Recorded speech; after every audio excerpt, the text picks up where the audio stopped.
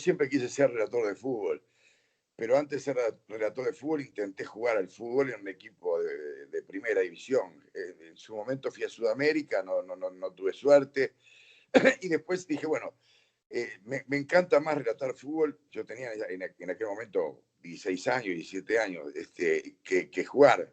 Y fui a jugar a Central, que en aquella época no era Central Español, era Central nada más, y quedaba en Central, pero al mismo tiempo fui a hacer una prueba en Radio Ariel como relator de fútbol y me aceptaron. Habían como 10 personas probándose y yo que tenía 17 años, 16, 17 años, me dijeron que me quedara. Antes me había probado en Radio Sport, pero tenía 15 años y era un chiquirín que tenía una voz de niño que no me ayudaba mucho. Yo estudiaba, además, después del liceo hice preparatorio de medicina, entré en la universidad y rápidamente dejé de estudiar para dedicarme a trabajar. Y al tiempo que trabajaba en una barraca de madera, me fui a probar Radio Ariel, superé el examen, me dieron un viático para poder, yo qué sé, comenzar a trabajar en las canchas, hasta que en un momento determinado tuve la oportunidad de transmitir un partido. Gustó el partido que transmití porque ya había hecho una prueba y la prueba había salido bien, el partido salió mejor, se enteró todo mi barrio, Fraternidad, de que yo iba a transmitir un partido de fútbol, era un partido de tercera división en el año 67. En aquel momento se había instaurado la tercera división porque antes se jugaban partidos de reserva. Salió bien y rápidamente llegué a transmitir en primera, pero era Radio Ariel. No era una radio muy escuchada, más te diría, era muy poco escuchada. Peleaba contra emisoras donde habían relatores de una calidad y una audiencia impresionante, como Carlos Solé, como Heber Pinto, como en aquel momento Lalo Fernández, Duilio de Feo. Recién empezaba, un poco más tarde, empezó Víctor Hugo Morales. Pero en fin, la batalla era dura para competir. Y en el año 70, en Radio Ariel vino una oferta de la llegada de Da Silveira, que Da Silveira traía a Víctor Hugo Morales, juntamente con el doctor Amadeo Tati, que en aquel momento todavía no estaba recibido, y entonces en Radio Ariel le dijeron que se quedaran conmigo también, que yo debía ser el relator porque a ellos les gustaba mucho como yo transmitía, que a pesar de ser un chiquirín, que tenía en aquel momento ya 20 años, le gustaba mucho. Y Da Silveira le dijo, mire, apostamos a Víctor Hugo Morales, que lo trajimos de Colonia, y vamos a tener que darle primero la oportunidad a Víctor Hugo Morales. Bueno, te imaginas que a Víctor Hugo le fue muy bien. Yo quedé como suplente de Víctor Hugo. En prácticamente 2 años y medio transmití 3 partidos de fútbol. Y en esos últimos partidos que transmití, alguien me escuchó y me vino a buscar para Radio Universal, que nunca había hecho relato de fútbol. Y a partir de 1972 la radio aceptó contratarme en un momento determinado a través de un representante que tenía el espacio, y al otro año directamente, y hace 48 años que estoy en la misma radio, ¿no? Tuve ofertas para irme, pero bueno, siempre me quedé en el mismo lugar y bueno, y aquí estoy. Bien, así que ahora en el 2022 serían 50 años de Radio Universal. Exactamente, te diría yo que en este momento yo tengo 48 años, estamos en el 2020, si en el 2022 son 50 años. Vamos a ver si llego bien, ¿no? Hay que ver cómo uno llega, ¿no? Pero Claro. lo concreto es que en este momento yo tengo 53 años de relator de fútbol, ¿no? Bien, ¿y cómo era esa época de los 70 en el fútbol uruguayo, después de que, bueno, en el 50 fue lo último a nivel internacional con Uruguay en el Maracanazo? ¿Cómo era eso tanto a nivel local como internacional para usted? Bueno, en aquella época los equipos uruguayos eran muy fuertes. Vos hablabas de los equipos grandes, Peñarol, Nacional, y en España, cuando iban en los meses de agosto a jugar partidos internacionales en España, Copa Teresa Herrera, Copa Costa del Sol, Copa Naranja, eran acontecimientos donde iba Peñarol o iba Nacional, e iban equipos grandes del mundo, porque tenían el mismo prestigio que tenía, por ejemplo, Real Madrid, y muchísimo más prestigio que el Barcelona. Fíjate que en las contiendas internacionales que se jugaban en La Coruña, en Málaga, en Cádiz, habían españoles con las banderas de los equipos uruguayos, cosa que evidentemente hoy ha cambiado, porque en el mundo entero no puedes comparar la importancia que tiene en la historia un Barcelona o un Real Madrid con un equipo uruguayo. Pero en aquel momento eran los equipos uruguayos que tenían mucho más apego que los propios equipos españoles, salvo el Real Madrid, que siempre tuvo esa pinta de equipo grande, importante, pero que competía con Peñarol, porque le ganó una Copa Intercontinental, pero perdió otra, lo cual indica que además Peñarol le había ganado al Real Madrid, le había ganado al Benfica una final de Copa Intercontinental. Era un equipo muy grande. Nacional también había ganado la Copa en el 70, ganó frente al Panathinaikos. No se quiso presentar un equipo holandés que era el campeón del mundo en aquel momento, el campeón de Europa en aquel momento. Quiere decir, los equipos uruguayos tenían mucha fuerza y además, a nivel de mundiales, en el Mundial de México del 70, Uruguay salió cuarto. Y acá fíjate que cuando salimos cuartos en Sudáfrica fue un acontecimiento como si hubiéramos sido campeones del mundo. Claro, 40 años después fue como una hazaña, más o menos. Claro, pero en aquel momento, 20 años después del 50, ganar el cuarto puesto de México, sí, ganamos el cuarto puesto. Ya lo habíamos ganado anteriormente en el año 54, el cuarto puesto. Y el cuarto puesto se repitió en el 70. Vos hablás de los cuartos del año 70 y de repente te digo, nombrame 5 y no te acordás, no sabés. Sin embargo, te digo, nombrame 5 del 2010 y les nombrás todos. El fútbol tiene esas cosas, ¿no? Tiene momentos. El fútbol uruguayo tuvo un momento muy importante y en estos instantes lo tiene también a través de sus grandes figuras. Lo que pasa es que hoy día no le damos la importancia que tiene. La difusión, la televisión, la imagen, el fútbol que se ve en cada rincón del mundo, hace mucho más difícil que un equipo uruguayo llegue a altos niveles del fútbol mundial, porque la competencia ya no es entre pocos. Antes era Europa contra América. Hoy día ya es Europa, América, África, Asia, Oceanía, y son mucho más los participantes. La FIFA estaba integrada por menos selecciones. Vos fíjate que en el Campeonato del Mundo del 50, que Uruguay gana en Maracaná, fueron 13 selecciones que jugaron. Hoy día juegan 32 un Campeonato del Mundo. Claro. Entonces, en el año 70 eran 16 equipos que participaban en el Campeonato del Mundo. Después fueron 24. Después fueron los 32 de ahora y ahora la quieren llevar a 48. Claro, cada vez van sumando más. Cada vez se van sumando más y es más difícil llegar. Y además, la distancia del dinero. En aquella época, Europa venía saliendo de la Segunda Guerra Mundial. Había pasado poco tiempo de una guerra mundial que había arrasado y América del Sur estaba mucho más fuerte económicamente.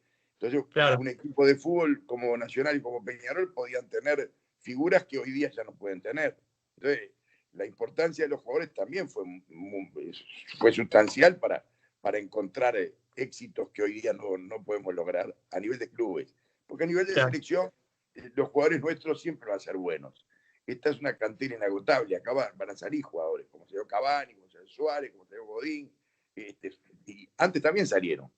Porque hace algunos años atrás, cuando no podíamos ganar a nivel de selección, por peleas internas, bueno, salió Aguilera, salió Francescoli, salió Alzamendi, un montón de jugadores, Alistano Gutiérrez, un montón de jugadores, Rubén Paz, Venancio Ramos, un montón. Alberto, le pregunto, en su época, cuando recién comenzaba en los medios de comunicación, ¿cuál fue el reto que dijo, me llamaron para esto y no lo puedo creer, fue realmente muy bueno? Y bueno, quizás en su juventud habrá pensado, bueno, ¿cómo me voy a preparar? ¿Cuál fue el evento, digamos, que le asombró bastante para que lo citaran en esa época? Bueno, en primer lugar te digo que yo cuando niño jugaba los botones en la cocina de mi casa con amigos y yo transmitía los partidos de botones, comentaba y pasaba la locución comercial. Entonces el día que fui a hacer una prueba, fue como que la prueba no me puso nervioso. Y el día que fui a transmitir el primer partido que transmití, que fue un partido clásico de tercera división, como te conté, le dije a mi mamá que me hiciera un té de tilo, ¿no? Mi mamá me hizo un té de tilo, fui con una tranquilidad total, absoluta, no tenía nervios, me sentía cómodo en la cancha, era como un jugador de fútbol que se para en la cancha y está tranquilo porque sabe lo que tiene que hacer. Y para mí fue un aprendizaje, entre que escuchaba Solé y que transmitía yo los partidos con los botones, escuchame, aprendí solo, prácticamente. Claro. Me sentí cómodo, tranquilo, y claro, cuando me dijeron, tenés que transmitir, la alegría fue tremenda. Es como cuando a un jugador le dicen tenés que jugar en primera, vas a debutar. Y le conté a todo el barrio y el barrio estaba escuchando, tuve una audiencia bárbara en el barrio. Alberto, estuviste trabajando a lo largo de, bueno, 48 años en Radio Universal con diferentes compañeros. Si al día de hoy tuvieras que traer alguno a la vida, digamos, porque bueno, yo recuerdo cuando tendría 8 o 10 años que escuchaba al doctor Ariel Del Bono, bueno, escuchaba al gran Julio César Gard, también estuviste acompañado en su momento de Enrique Januzzi. Si tuvieras que traer al momento de hoy en este 2020 alguno de ellos, ¿con cuál te gustaría volver a trabajar? Bueno, nosotros tuvimos la selección uruguaya, pero la selección la formamos en Radio Universal. Vos fíjate que, por ejemplo, el primer comentarista que tuvo Universal fue el escribano Filosi, que estuvo un año nada más, porque él era parte de los que eran representantes de un arrendamiento de espacio. Al otro año llegó el doctor Amadeo Tati, contratado por la radio. Tuvo 13 años. Después, Otati se va, yo nunca traje ninguno nuevo para sustituir. Siempre se quedó, cuando alguien se fue, quedó el que estaba esperando. Entonces, cuando se fue Tati, había venido Del Bono a trabajar con nosotros, y quedó Del Bono. Y llegó Januzzi porque en un momento determinado Del Bono tuvo una enfermedad, tuvo que operarse, se enfermó porque tuvo un decaimiento después de la operación que tuvo del corazón, y Januzzi le dio una mano y él se mantenía transmitiendo, pero nosotros tuvimos, fíjate vos, Del Bono, Januzzi, Gard, Toyos, La Torre, locutor comercial, era una selección uruguaya, pero que te diría yo que se formó en Radio Universal, con periodistas que habían trabajado en otros lados, porque Toyos era un fenómeno, siempre fue un fenómeno, porque el doctor Otati, el doctor Del Bono fue un fuera de serie, un maestro de la profesión, porque Zanussi aprendió adentro de Radio Universal a manejar el criterio de un periodista con peso y con opinión.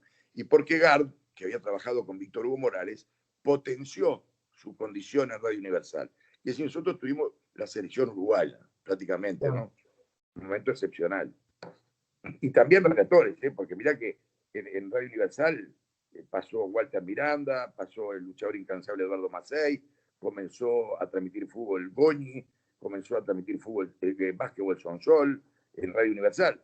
Y esa gente la traje yo. O sea, claro.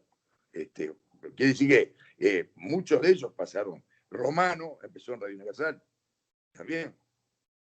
Alberto, ¿extrañás hacer trabajos de campo como hacías antes o llegaste a hacer trabajos de campo y te gustaría volver a eso? ¿O ahora el hecho de estar detrás de un escritorio relatando o en el informativo, por ahí es algo que te sentís más cómodo? No, yo nunca me sentí cómodo haciendo campo, nunca me sentí cómodo haciendo vestuarios, nunca me sentí cómodo haciendo reportajes. Mi comodidad mayor es transmitir los partidos de fútbol y abrir opinión, que fue lo que... la opinión no nace con el relator. Primero sos relator de fútbol. Primero te plantás como hombre de fútbol. Y el tiempo te va dando la madurez como para poder opinar con criterio, porque vos opinás porque conocés el tema o porque creés conocer el tema. Eso no quiere decir que no te equivoques, porque equivocarnos equivocamos todos, pero sí tenés la condición para poder opinar. Y a mí me gusta relatar fútbol y me gusta opinar sobre fútbol. Y opinar. Claro. Esa es mi función, en la que yo me siento más cómodo. A mí, reportaje no me siento demasiado cómodo, aunque los hago, por supuesto. Y el trabajo de cancha, nunca me gustó. No me gustó. Bien, te consulto, ¿se puede hoy en día ser comunicador partidario de un club o crees que hay que tener un poco más de neutralidad para tener más llegada con la gente? Es imposible ser comunicador partidario de un club. Si vos trabajás en un medio que no tenga vinculación con un equipo de fútbol. Vos podés ser hincha de un equipo de fútbol, podés haber sido hincha de un equipo de fútbol, pero cuando vos empezás a trabajar en una profesión que tenés que ser transparente, tenés que ser absolutamente transparente y totalmente imparcial. Y olvidarte de simpatías, olvidarte de que alguna vez fuiste o que sos o que serás. Olvidarte de todo. Pensar en que vos estás hablando, estás defendiendo tu imagen y estás defendiendo a la gente a la cual le hablas. Porque la gente a la cual le hablas tiene que tenerle respeto. Si vos te vas a hablar volcado para un lado, volcado para el otro, te estás equivocando. Entonces, hay quienes eligen decir, bueno, mira, yo cuando era chico era simpatizante o soy simpatizante. Todos cuando estamos en el fútbol alguna vez simpatizamos con alguien, pero no es necesario ni decirlo, es como el voto secreto. Claro. Vos podés guardártelo en el corazón para toda tu vida y yo en este momento, después de 53 años, te puedo asegurar que respeto a todos, pero no me siento partidario de nadie. Bien, hablaste de imagen y por ahí se me venía a la cabeza de cuándo Alberto Kessmann se dio cuenta que ya era un personaje de los medios, cuando antes los medios de comunicación no tenían tanta trascendencia como hoy. ¿Cuándo, en cuánto tiempo tuvo que pasar para Alberto de saber que era una figura importante a nivel nacional y quizás internacional? Bueno, el tema pasa por algo que es muy importante aclarar.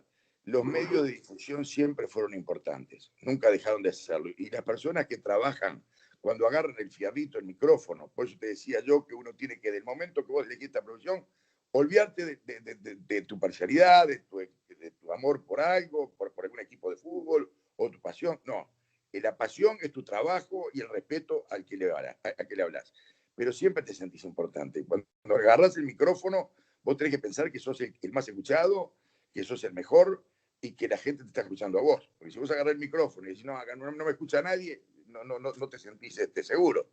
Entonces, Claro, ahí tenés que ser el mejor. Ahora, evidentemente, la radio siempre está y la radio hace crecer a mucha gente. La televisión es el espaldarazo, es mostrarte la cara. La gente te ve la cara y sabe, te mira a los ojos y ya comienza a conocerte. Y los años eso lo avalan.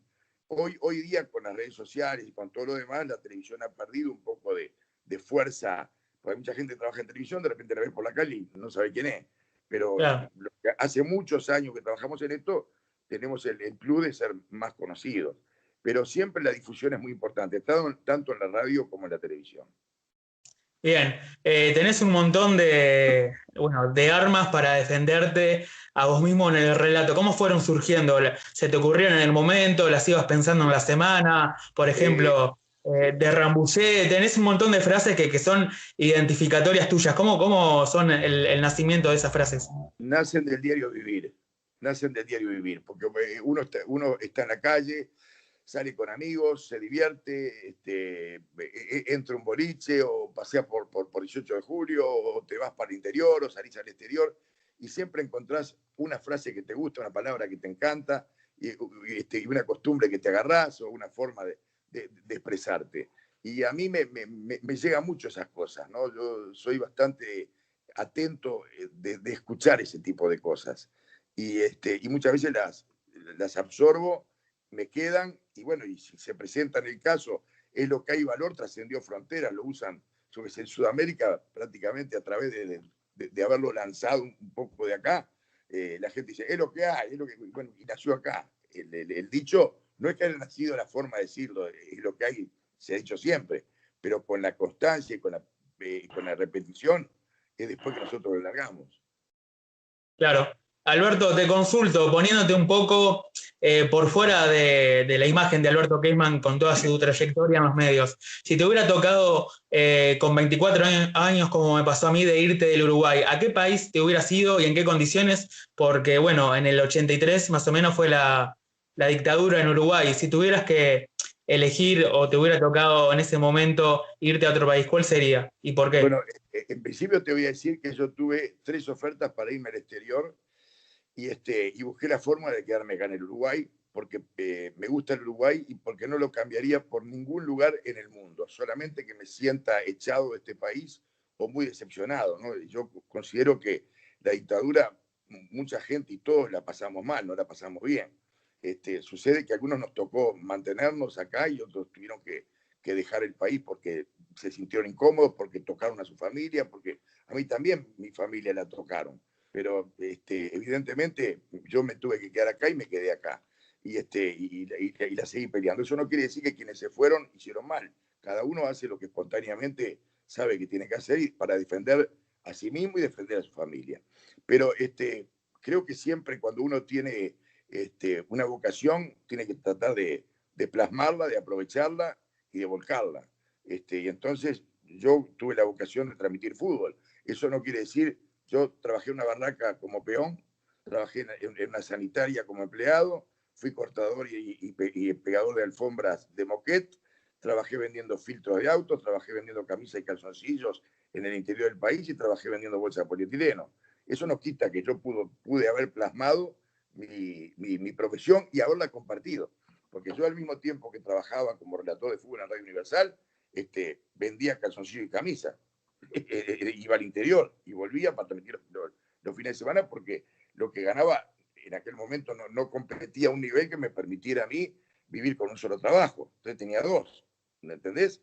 Quiere decir que es relativo. La vocación siempre vos tratás de mantenerla y de cultivarla y aportarle más para poder llegar, ¿verdad? Claro.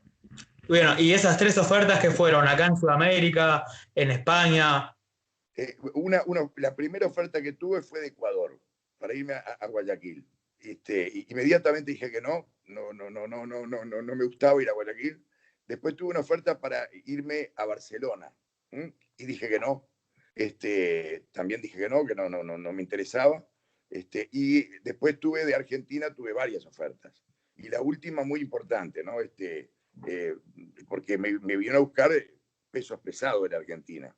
Y en un momento determinado estaban acá en Montevideo, estaba Fernando Niembro, estaba junto con Osvaldo González, que era el gerente de Canal 9 Libertad, que era el canal de Romay en Argentina, y vino con Niembro a buscarme acá. Niembro todavía no estaba en torneos y competencia, no había nacido en torneo y competencia, y me querían llevar para Canal 9 y Radio Libertad, que es una radio que hoy día creo que es la red.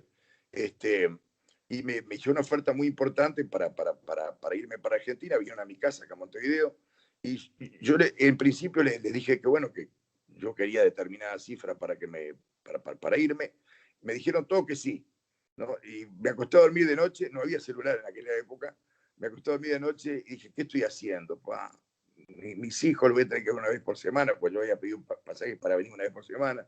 Mis amigos, dejo de divertirme de noche con ellos, de jugar las cartas, mis padres, mi familia.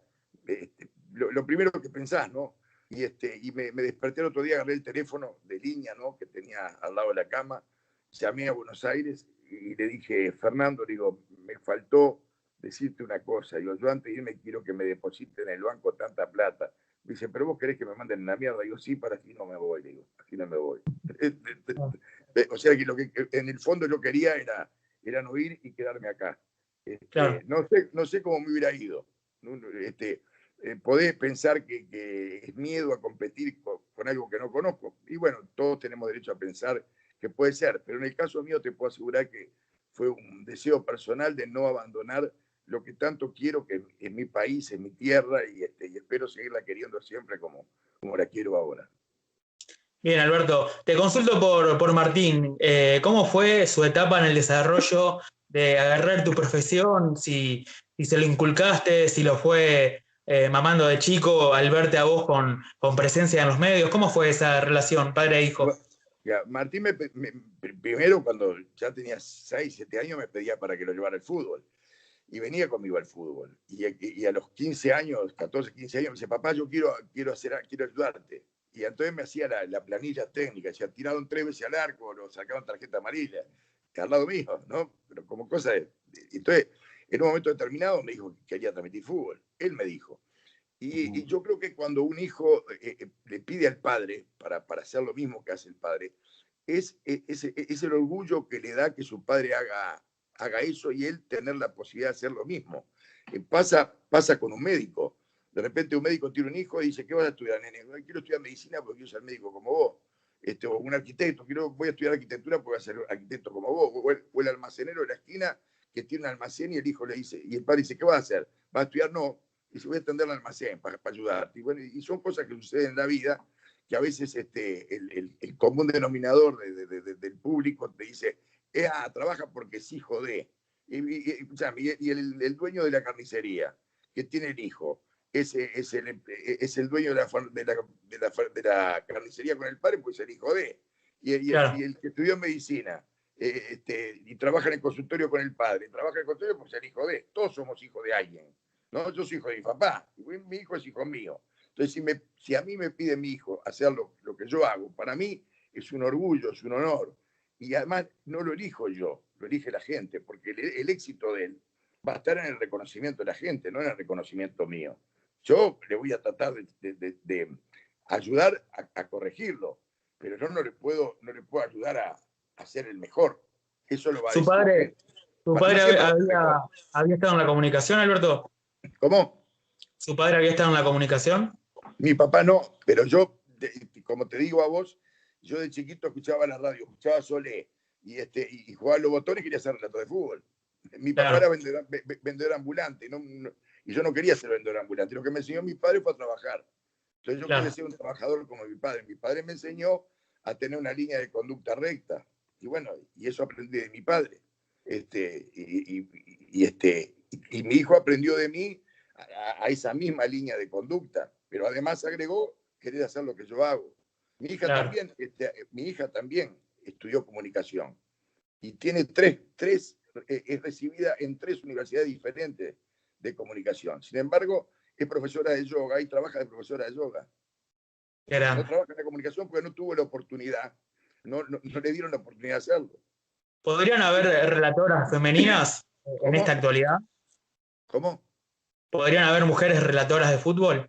Sí, de hecho, en el año 1972 yo fui a transmitir un partido a Porto Alegre y paré en el Hotel Savoy, Avenida Borges de Medeiros 688, en Porto Alegre, y frente al hotel donde yo estaba alojado, yo tenía en aquel momento 22 años, había una radio que llamaba Radio Mulier, Radio Mujer, y Radio Mulier transmitía los partidos de fútbol.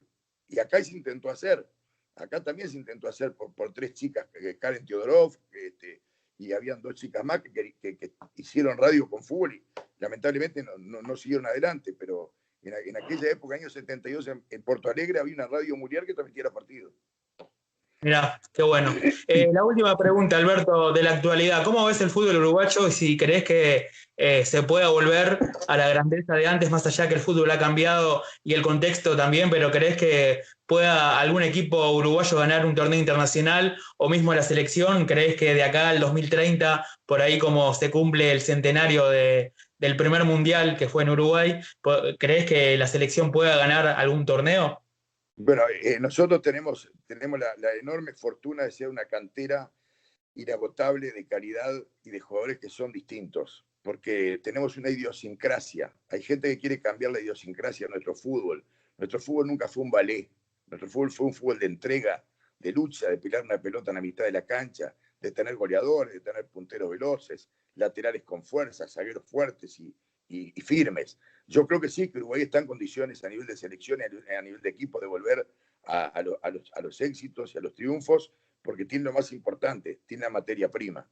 El tema es que la situación económica en un país muy pequeño hace que otros países más fuertes económicamente te lleven a los jugadores muy tempranamente. Entonces, eso hace difícil el éxito de cualquier equipo. A nivel de selección se trata de juntar los mejores y bueno, a la vista están los hechos de que hoy es un éxito clasificarse a un campeonato del mundo. Uruguay últimamente está clasificado a todos. Y a nivel de equipo es más difícil porque es muy difícil también retener a esos jugadores que se van formando.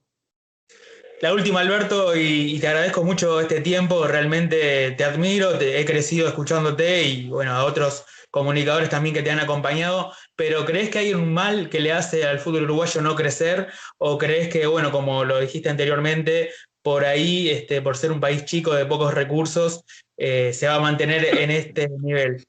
Lo que pasa es que la difusión, la televisión, las redes sociales, ha difundido el fútbol a todos los rincones del mundo. Vos de repente te encontrás con países que están sufriendo acciones bélicas y todo tipo de situaciones lamentables, pero en una esquinita de un lugar donde de repente caen bombas, vos ves chiquilines jugando el fútbol, cosa que antes no pasaba. El fútbol se ha extendido. Entonces no es que nosotros seamos los dueños del mundo, tenemos que competir con el mundo. Y entonces no es tan fácil ahora como de repente lo fue más sencillo antes por las circunstancias que vivía nuestro mundo, que era diferente. pero creo que Uruguay tiene, como te repito, que te dije, la materia prima para lograrlo, porque acá los chiquilines nacen con la pelota bajo el brazo. Qué grande, Alberto. Bueno, te agradezco mucho. Ahí voy a terminar la grabación. Y te libero, la verdad que de tener grabación. Te agradezco mucho, Alberto.